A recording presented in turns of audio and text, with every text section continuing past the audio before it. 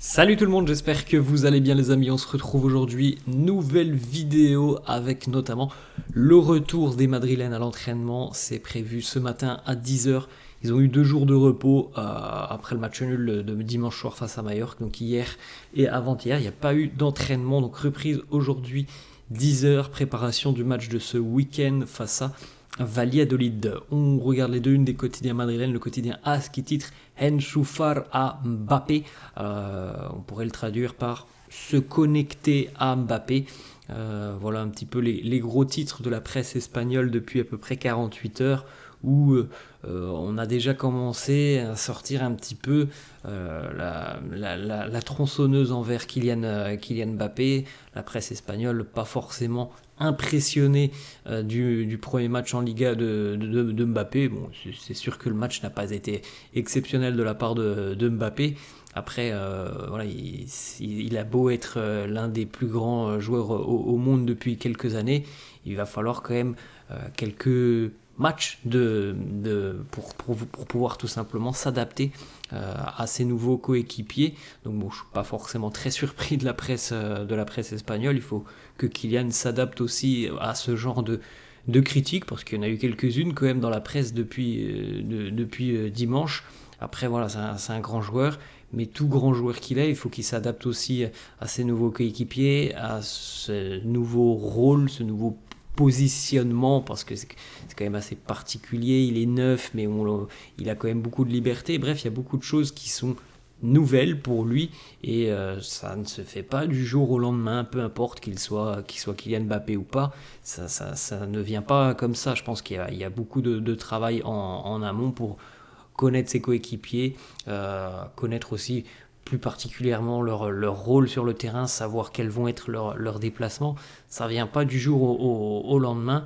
Et donc oui, il faut évidemment que l'on puisse se connecter à Kylian Mbappé pour bénéficier aussi de tout son potentiel, mais il faut aussi rappeler que Mbappé n'est pas seul dans cette équipe. On a peut-être un peu trop tendance à le voir comme ça depuis quelques semaines, mais le Real a gagné sans Kylian depuis des années et des années. Le Real gagnera, je l'espère, avec Mbappé, mais il n'est pas tout seul dans cette équipe. Il y a aussi beaucoup d'autres joueurs sur lesquels on peut miser. Carlo qui nous dit oui, il faut que l'on aide Kylian à s'adapter. Voilà, nouvel élément de réponse, ça sera dimanche face à Valladolid. Ça sera un match important, parce que on voit quand même dans l'espace de 48 heures, les amis, je ne sais pas si on se rend compte, on est quand même à la première journée de Liga. Certes, il y a eu une contre-performance, un match nul, et encore, c'est pas une défaite, c'est un match nul. Oui, le contenu n'a pas été exceptionnel, mais il y a quand même beaucoup de facteurs qui font que pour moi, il n'y a quand même pas grand-chose d'alarmant après un match, et on voit déjà beaucoup de choses dans la presse qui commencent à sortir et qui me surprennent énormément. On en parlera dans quelques instants. Les nombreuses déclarations de Carlo. Alors oui, on peut comprendre, il y a de la déception chez Carlo. C'est la première journée, un déplacement compliqué à Majorque. Il ne fallait pas s'attendre à ce que le Real gagne 4-0 du côté de Majorque. Déplacement compliqué, et il faisait très chaud, humide, voilà, des conditions particulière, une équipe très agressive du côté de Majorque, et qui est quand même assez à l'aise en plus de ça, et qui est quand même très costaud à domicile. Donc oui, il y avait quand même beaucoup d'éléments qui me laissaient penser que le match allait être très compliqué. Il l'a été, mais ça sert à rien de commencer à paniquer après un match. En tout cas, ça, c'est mon ressenti. On regarde, les amis, la une du quotidien Marca. Alors ça aussi, c'est particulier. Con la R, avec le R. Alors pourquoi ce titre de Marca ? Tout simplement parce que Rodrigo serait de nouveau dans la tourmente. Il revendique son importance au sein de l'attaque madrilène. Vous allez comprendre pourquoi cette une du quotidien Marca, puisque donc il a marqué dimanche, Rodrigo, et il a publié un message qui a fait polémique sur sa chaîne WhatsApp. Face aux réactions, le message a très rapidement été supprimé, et la faute a été rejetée sur son service de communication. Alors, il a essayé évidemment, je pense, de se dédouaner, mais le message, il semble tout de même venir de Rodrigo en personne. Quel était ce message ? Eh bien, le voilà, le message. Je suis content du but et de la croissance de l'équipe. Ils ont parlé la semaine dernière du trio Bellingham, Mbappé, Vini, mais il va falloir mettre le R pour Rodrigo dans cet acronyme. Nous avons le quatuor offensif et le reste de l'équipe, chacun a son importance dans le jeu et montrera sa valeur dans les différentes compétitions auxquelles nous participerons. Donc voilà, vous pouvez aider à comprendre à travers les lignes de ce message que Rodrigo était un petit peu déçu et que son ego en a pris un coup parce que tout le monde parle du trio et je crois que la semaine dernière, je vous ai même dit, après le match face à l'Atalanta, je vous ai même dit oui, il y a le trio, mais on pourrait rajouter une lettre, celle de Rodrigo. Alors je pensais peut-être pas si bien dire, parce que Rodrigo, évidemment, son ego en a pris un coup, que l'on parle de Mbappé, Vini, Bellingham, je crois que c'était la MVB, je crois qu'ils avaient appelé ça comme ça, et dont on parle beaucoup. Et Rodrigo, lui, il se dit, pourquoi moi je ne suis pas inclus dans ce trio, pourquoi on ne parle pas plutôt d'un quatuor. Donc ça, ce sont des histoires des égos personnels. On a de très grands joueurs, de très grandes stars. Tout le monde doit contribuer au succès collectif du club, comme le dit Rodrigo. Tout le monde est important. Maintenant, évidemment, la presse, ce qui l'a fait rêver, ce qui l'a fait vendre, c'est Mbappé, c'est Vini, c'est Bellingham. C'est pas forcément, par exemple, Rudiger ou Militao dans le secteur défensif.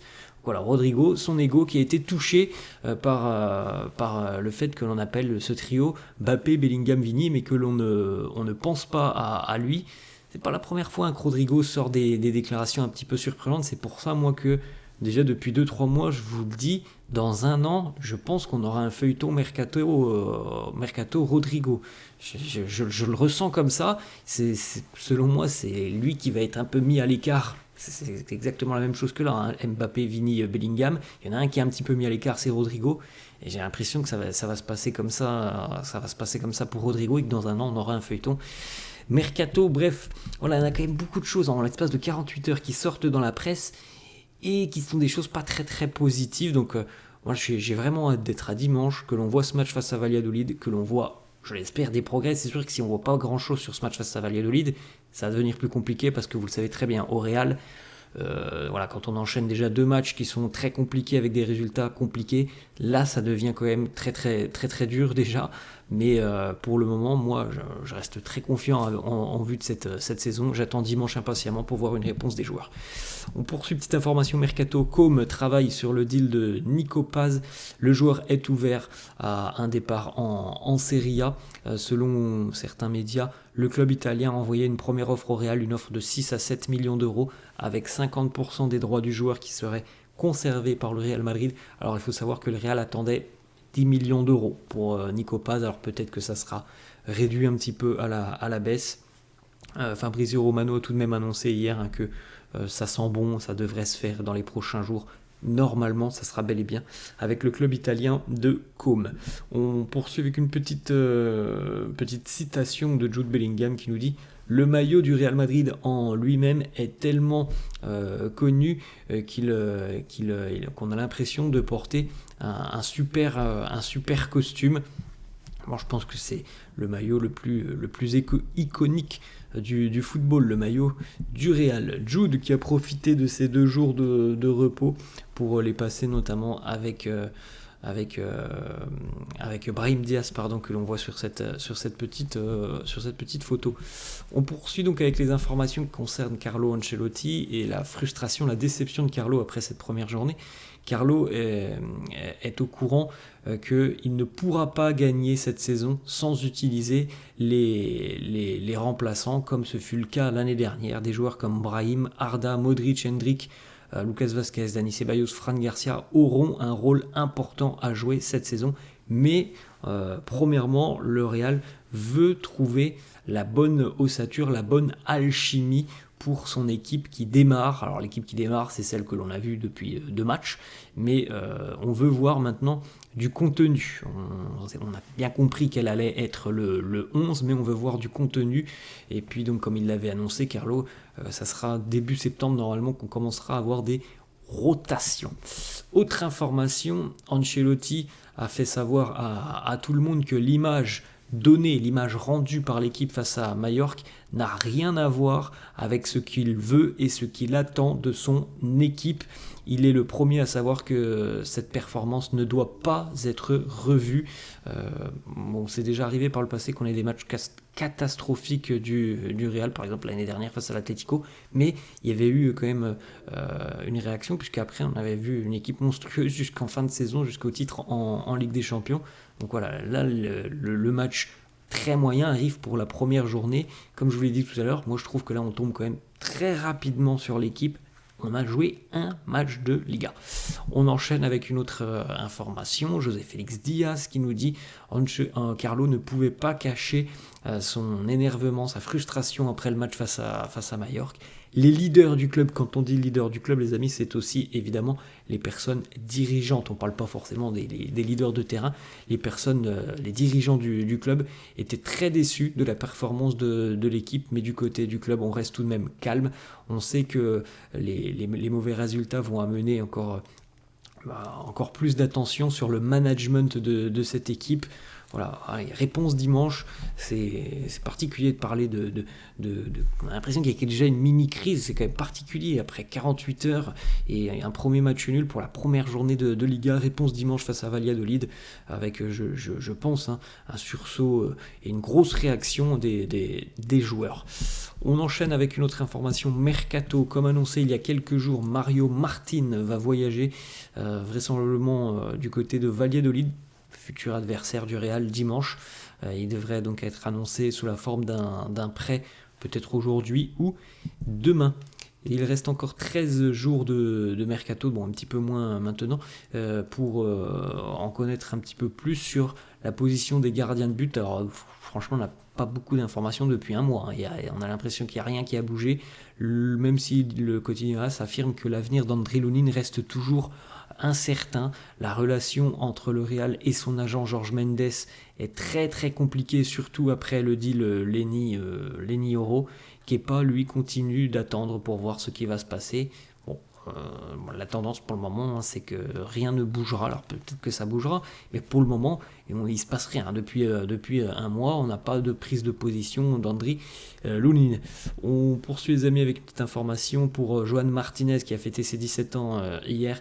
Il passera donc sur le billard pour son opération chirurgicale. Ça sera le 3 septembre. Que Joan Martinez sera opéré donc de son genou gauche et de sa rupture des ligaments croisés. Petite information concernant Kylian Mbappé qui a saisi la commission juridique de la Ligue de football professionnelle française ainsi que l'UEFA. Comme révélé par Le Monde et confirmé par le quotidien L'Équipe, le joueur du Real réclame 55 millions d'euros de salaire non versés évidemment à son ancien club, à savoir le Paris Saint-Germain.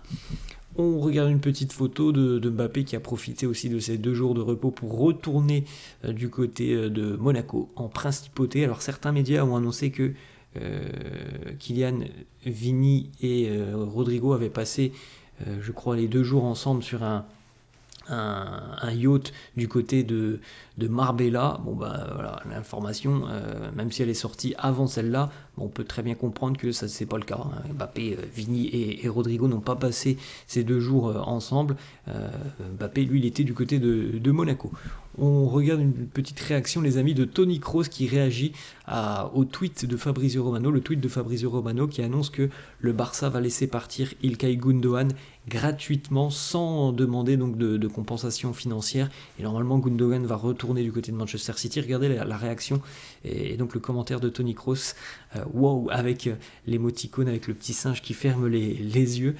Tony Kroos visiblement très heureux que Gundogan quitte le Barça, ça lui fait plaisir visiblement de voir que l'Allemand retourne du côté de la PL et quitte l'ennemi du Real, à savoir le Barça. C'est très drôle cette petite réaction de Tony Kroos.